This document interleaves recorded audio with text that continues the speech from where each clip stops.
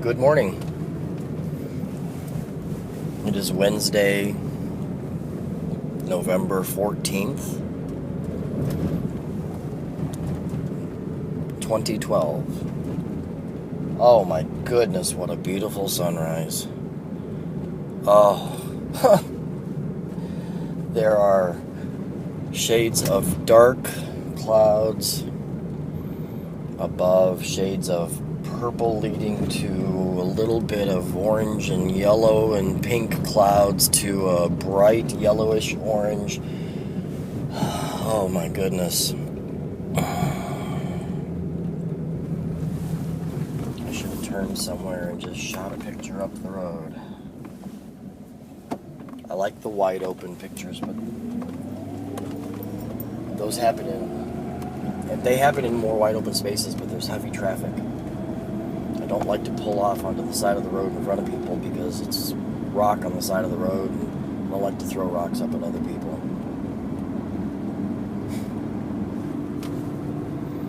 I try to be polite. I try to be prepared every time I get in my vehicle.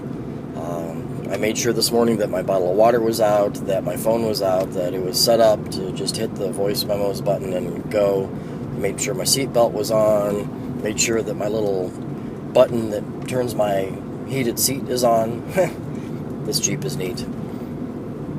I bought a great vehicle, used. Oh my goodness, it's even better. The sunrise is amazing. Alright. Deal with it. This is one of the things I do every day on my way to work. Now I'm recording. I pay attention to the sunrise. Sometimes I stop, sometimes I don't.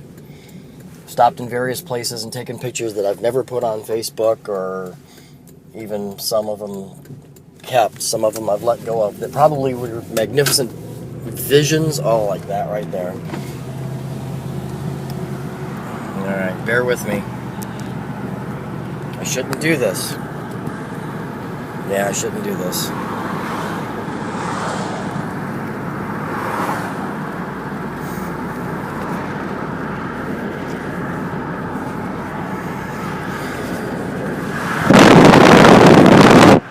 If it turned out, it turned out, and I shouldn't do that. That was irresponsible. There's one car sitting in a stoplight, and I've got 1,000 feet to go, and one car in the far left of the opposite oncoming traffic. And I felt that I would harm no one, and so I took a chance. Now I'm sitting at a stoplight, and I'm going to take it because I can, which is the smart way to do it, and I'll deal with the stoplight and everything right in the middle of the picture because it's so amazing. I want to try to share it. And I did it sitting at a stoplight. That's responsible. And I'm learning my responsible more and more every day, which is something we all go through. That is, oh my goodness, that's amazing. It's so bright orange off to the southwest. Taking a personal day Friday, I need to hold myself accountable to getting up and getting out by 6 and finding a hill. There's one at Union Hills and 16th Street that I believe would be a beautiful shot across Scottsdale and Paradise Valley would be to my west. Phoenix. The McDowell Mountains would be in view. I'm not sure exactly what else from that hill. I've hiked it once a long time ago. I was medicated when that happened. I was not myself that day, so I don't remember very much.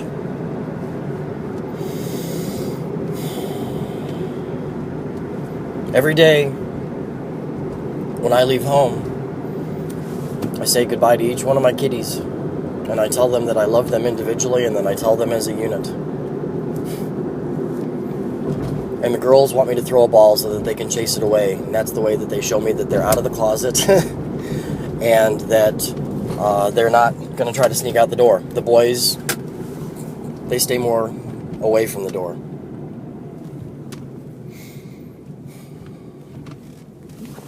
They're my kids. Oh, holy cow.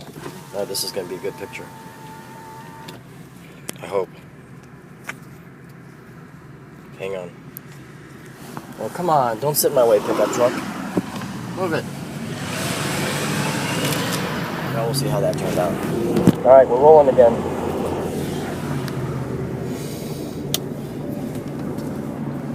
Yeah.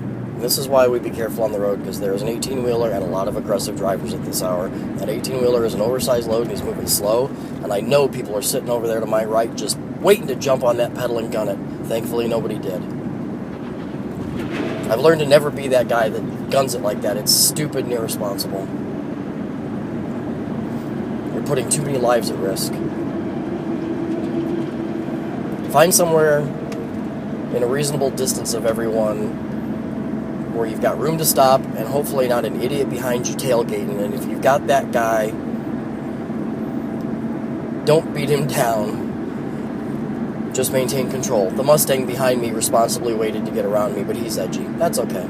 He waited long enough. Good for him. Or her. It's a him.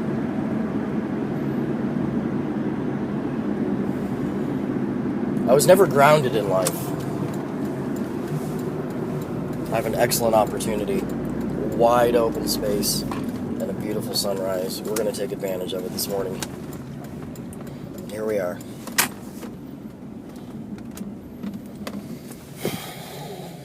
Oh my goodness. Unbelievable. It's a bit brisk. I have a jacket on. My hands are chilled.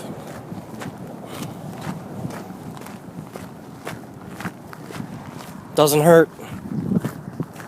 To me, that's important. Oh. Wow.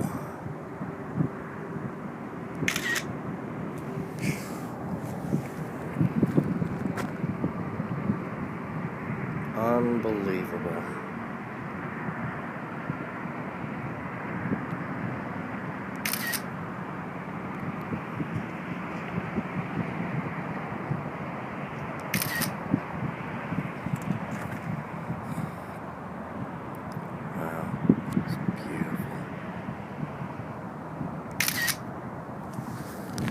Thank you, God, for that glory.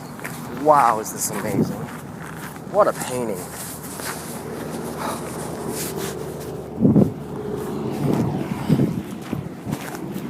Like the music of Mozart, or the words of Shannon Hoon or Jim Morrison in my eyes, or the talent of an Aretha Franklin, or Sean Penn,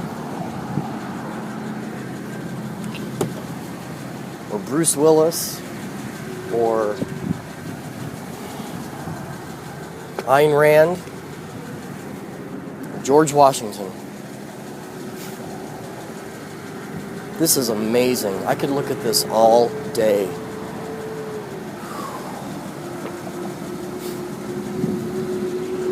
My screensaver is the collection of the best of my sunrises. I have it set pretty quick, like 5 minutes.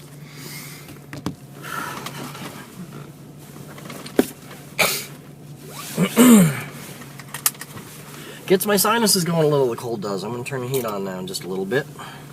Nice. Fan on low. Auto. High. Hello. Hi. How are ya? Said, don't you know me? I'm your native son. Train they call the city of New Orleans. What a train New Orleans got hit by. What a train New York and New Jersey and the East Coast has been hit by. What a train we are all being hit by in the fiscal cliff that awaits us, that's been created over decades.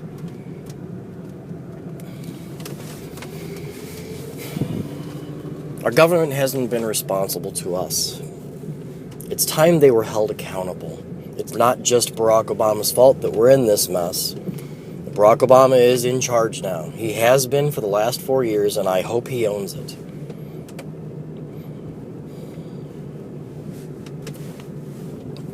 And I hope John Boehner works with him responsibly, knowing that he is the manager of our purse strings And it's time to stop playing the games that government plays on both sides when they agree to do things that affect us negatively.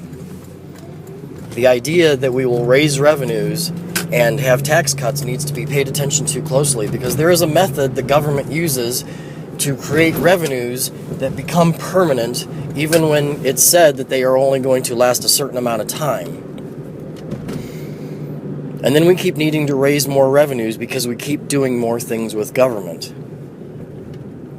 And it never seems to want to end. That is why I supported what was known as the Tea Party movement when it started. Not because of abortion, and not because of gay anything, and not because of war, and not because of President Obama, because of government. The timing is conspicuous, to say the least, that movement came to be. I understand that. I hope we all understand that. And then I have no doubt that there were some people who got on board with the Tea Party movement, maybe with a hint of the idea that, because that's the way some people can think.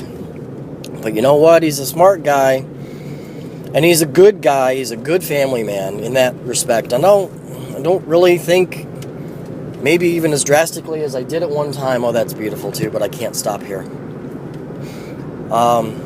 And I can't even look back because I'm talking and I gotta focus. So I'm sure it's beautiful.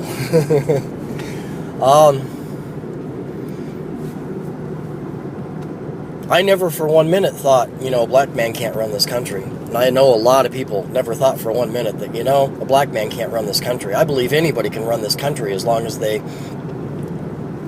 are doing the right thing. And I have come to understand that a lot of what President Obama has done has been in the effort to do the right thing. In his eyes.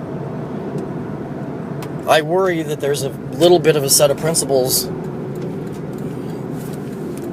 behind President Obama's movements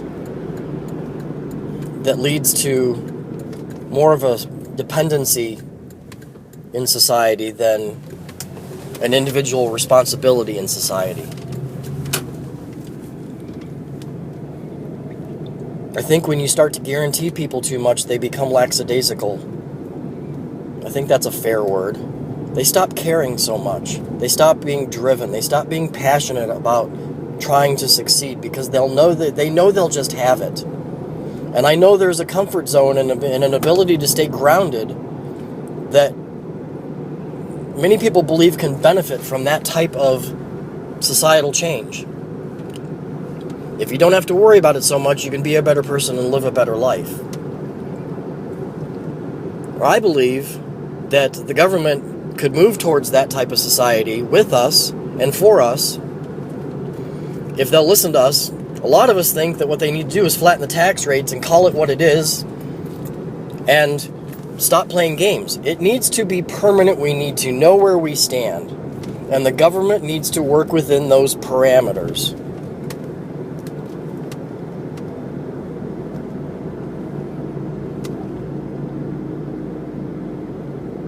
That's how I do my job every day. I work within parameters. I work within what is given to me at every level.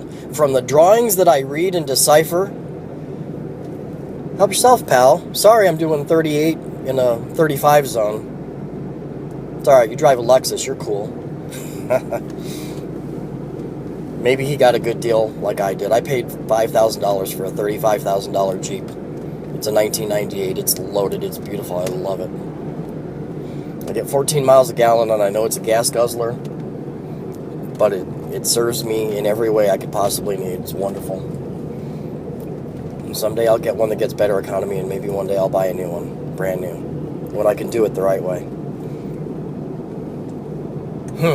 Went right to that, too. It's where my mind is today. Parameters. Accountability. It's where my mind is every day. My kitties are my family. They keep me grounded. It's good to be grounded. It's also good to be tested. It keeps you alive. The guy that dove from the middle of space, he tested the limits. I've tested the limits in a horrible, horrible way. I almost died. Well, so did that guy.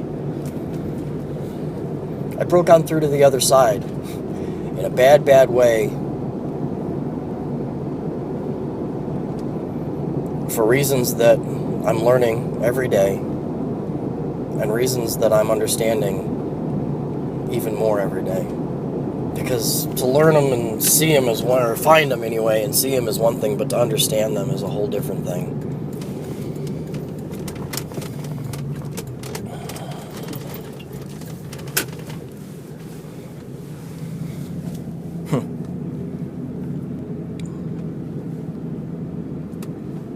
Took the long way today.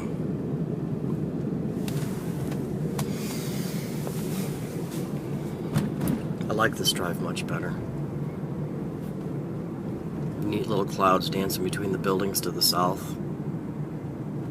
I didn't really look that way. I didn't really pay attention over the airport this morning because what I saw in front of me to the west or to the east, sun rises in the east and sets in the west, in case you all weren't sure. I didn't use a turn signal there. That was irresponsibility of me. I got off into a daze, but I came to a standstill and I stopped completely before I moved.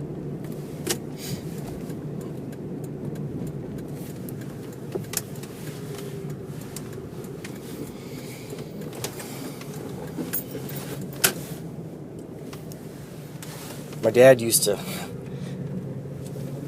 show me this neat thing about driving in certain areas where speed limits are set, lights are patterned, and if you just run the speed limit that they tell you to run, you'll get there and it'll be a lot easier. And he used to laugh at the people that would, he taught me to, and it's interesting. You laugh when people hurry up and slow down and hurry up and slow down because they're in such a hurry to get nowhere. To get into the same place, you end up coming up right beside them, or maybe they're one car forward. But you got to the same place. It's a lot more practical, it's a lot more grounded to just slow down and do what's working around you.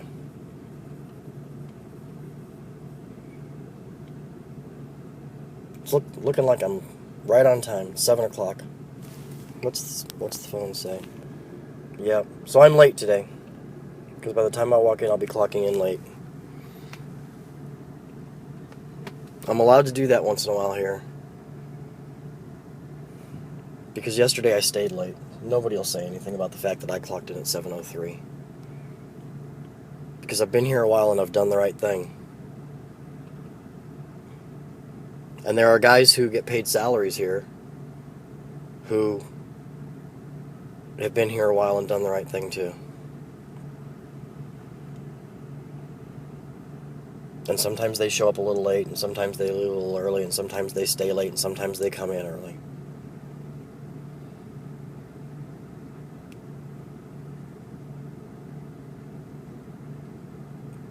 We just get the job done together. We try to do as much as we can with the little that we have, within the parameters that are put forward, by all of the factors that come together that make this our place of work. And this job is one of the greatest blessings I've ever had, because it came to me at just the right time, and I'm very, very grateful for it. I'm going to talk about that a little bit more as I write tonight. I already started this morning. Stay safe.